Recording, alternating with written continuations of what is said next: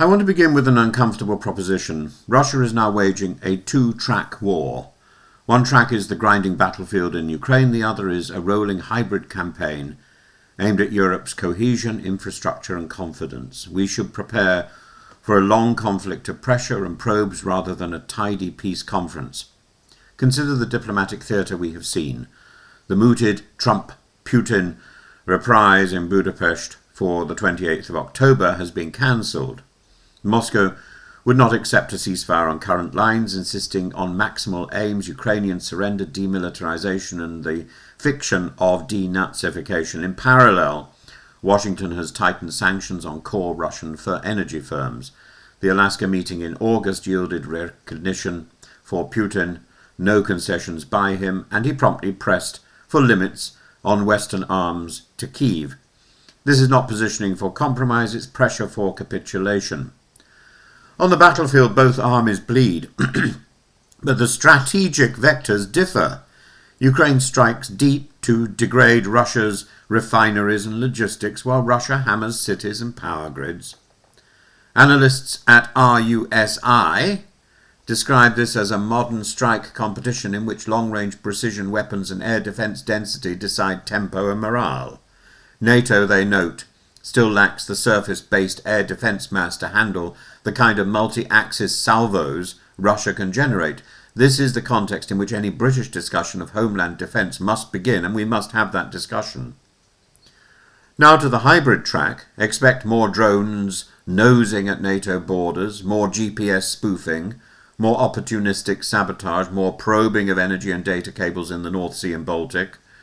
Recent airspace incursions, including Russian drones over Poland and repeated violations over the Baltics, are signals, not accidents. The message is simple.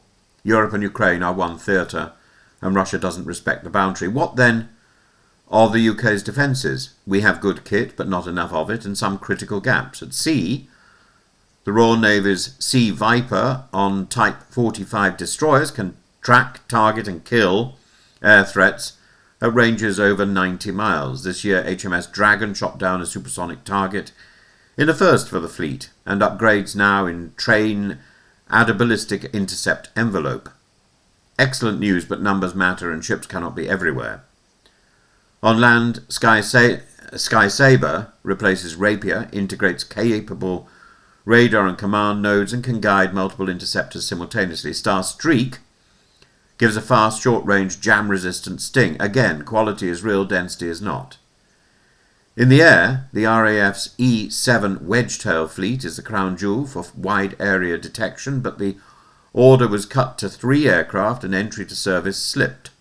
With 3 jets, we cannot sustain a 24-hour orbit over the UK without gaps. That constraint bites exactly where cruise missile detection timelines are tightest. Looking ahead, Dragonfire lasers will start going to sea from 2027 on up to 4 ships. Lasers are not a panacea, but they are a cost-per-shot game-changer for drones and some missiles, and they thicken the layer cake.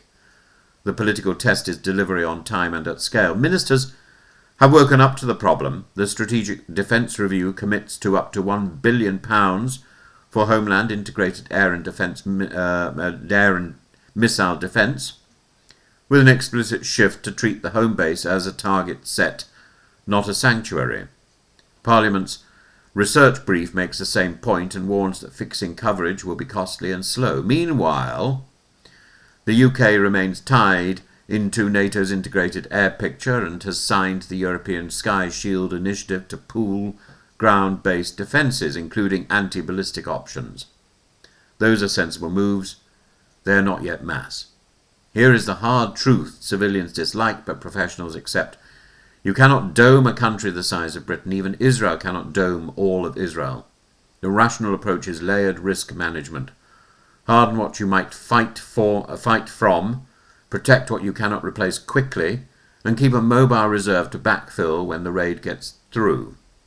That is why prioritization will lean to air bases, command nodes, nuclear warning radars, energy hubs, ports and key industry. Cities will not be ring-fenced, though point defences for critical urban sites will grow. What then should we do next, soberly and fast?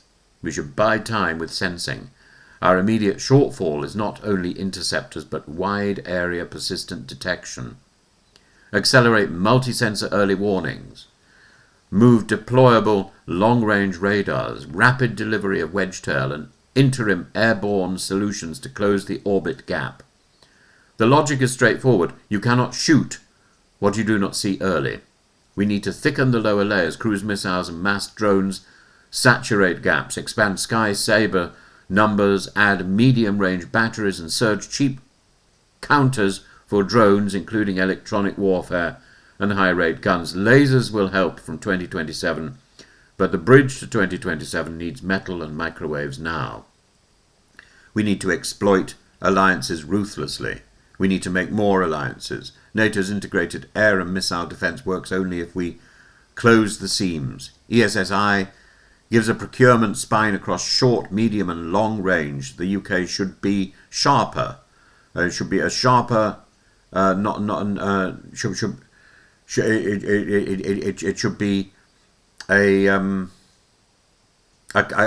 cutting edge, not a passenger. It should be moulding a response rather than piggybacking on one. It should be ensuring the interoperability with the Royal Navy, with vertical launch cells for future ballistic interceptors. We need to protect the arteries. Hybrid war loves cables, pipelines, grids and railheads. We need to fund redundant routes. We need to repair more rapidly. We need constant patrols and sensors around key sub-sea assets in the North Sea. We need to treat the North Sea infrastructure as a defended battle space, not as a commercial afterthought.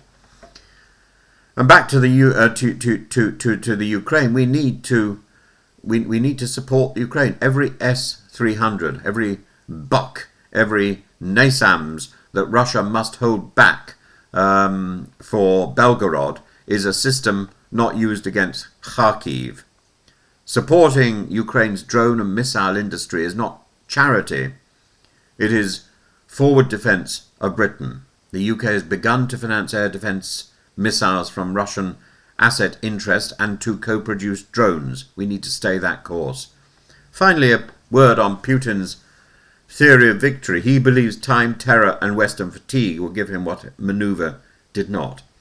The answer is to reverse those terms, make time work against him by closing our gaps faster than he can exploit them, blunt terror by hardening our grids and our nerves, and deny fatigue by telling the public the truth. There is no single lion's dome for Britain. There is a mesh of sensors, shooters, platforms and policies that we must weave patiently and urgently over the next 5 years. Do that and Putin's hybrid war remains harassment, and